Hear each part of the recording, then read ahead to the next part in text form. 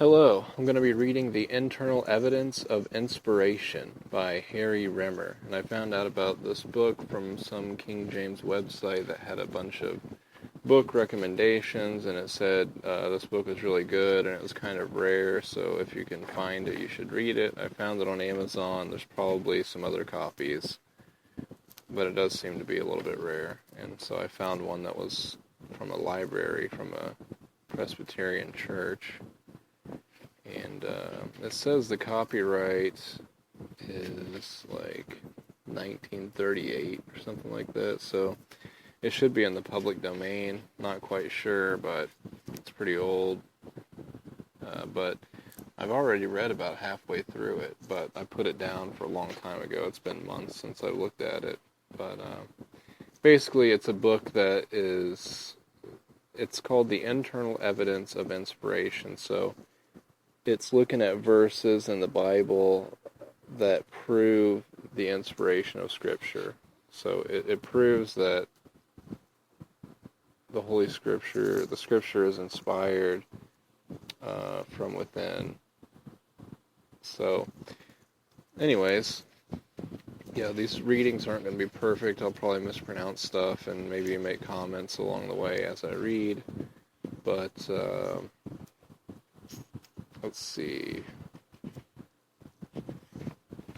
Okay, I'll start with the foreword.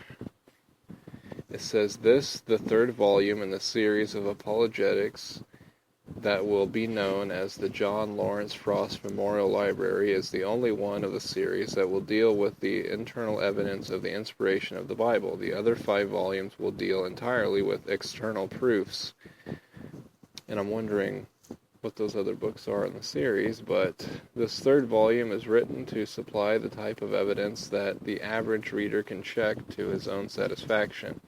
Some years ago, the author was engaged in a series of meetings in Birmingham, Alabama. A local infidel of considerable prominence challenged him to debate the question of the authority and inspiration of the Bible. The challenge was willingly accepted, and the debate accordingly arranged. In his opening argument, the protagonist of atheism made the following statement: Rimmer is going to try to prove the inspiration of the Bible by referring to the Bible itself. In anticipation of this procedure, which is followed by all Christians, I desire to object. The Bible is the book under question and the subject of your investigation. Therefore, you cannot prove the Bible by appealing to the Bible. The argument and evidence must be based upon and derived from external sources.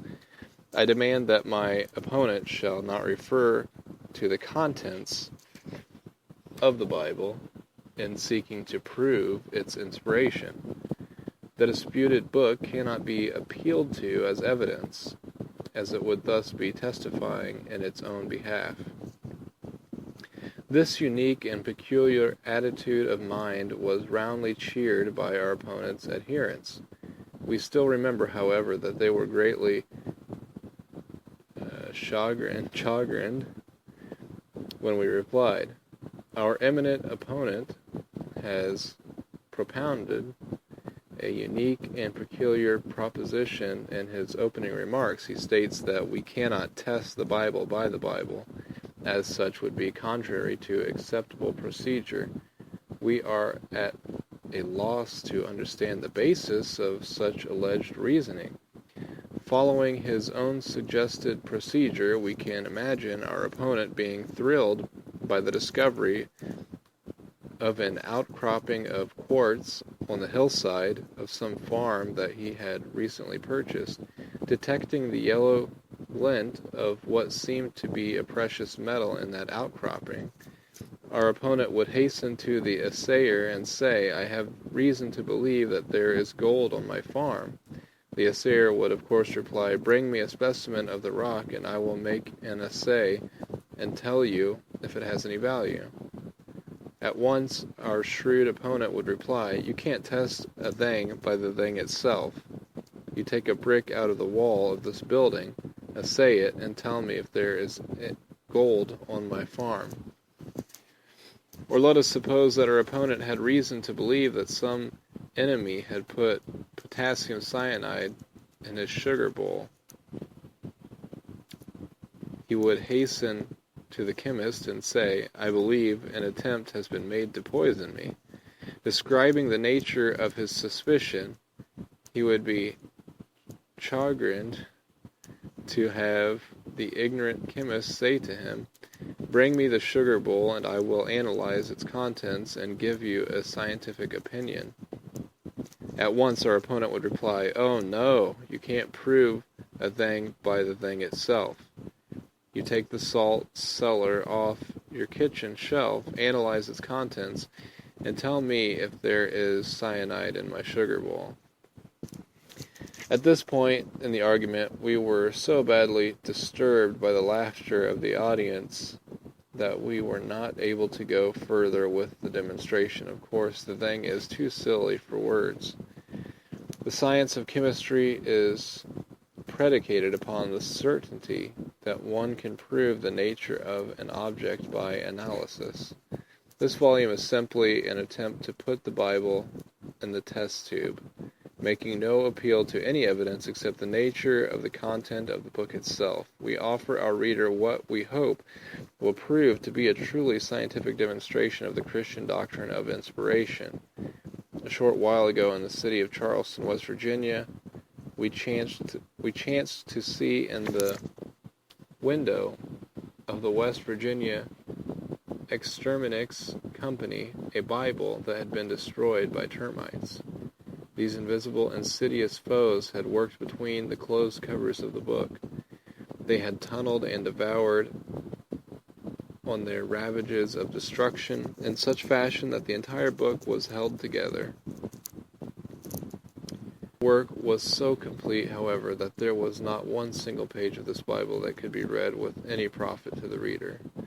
This was such a striking illustration of the methods and conduct of the school called higher criticism that we availed ourselves of the courtesy of this company and had a cut made of this exhibit, which appears as the frontispiece. The frontispiece of this volume. Termites are afraid of the light. In that exact fashion, criticism has bored from within. It has preserved the outline and form of the Scripture, but has ravaged every page with such a thorough emasculation as to make the entire Bible utterly profitless to needy humanity. For this reason, we labeled our picture somewhat humorously, "The Assured Results of Higher Criticism." In presenting this evidence not in defense, but in exposition of the Bible's case for itself, the author stands willing to debate the issue with any authority of the critical schools who is willing to meet him. So I really like that foreword. When I read that, I was instantly interested in this book. So I'll probably just end this with the foreword now, and then I'll go on to the first chapter. So thanks for listening, and I hope that you're interested in this book and that you'll learn something from it. And God bless.